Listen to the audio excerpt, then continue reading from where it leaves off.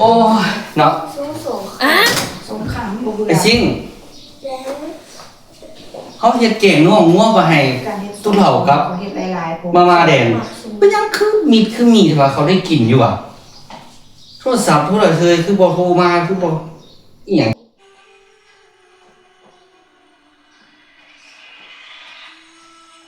โอ้ยผู้ดีโทรมาผู้เดียวแล้ว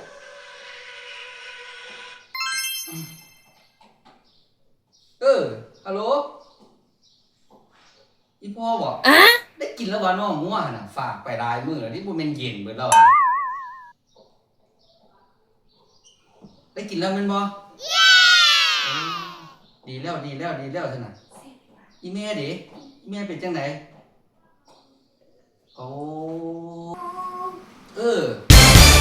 เมื่อคืนนี่ข่อยฝันว่าเจ้าโทรมาบอกข่อยว่าเงินอยู่หลังเสาไฟหน้าบ้านนี่นะ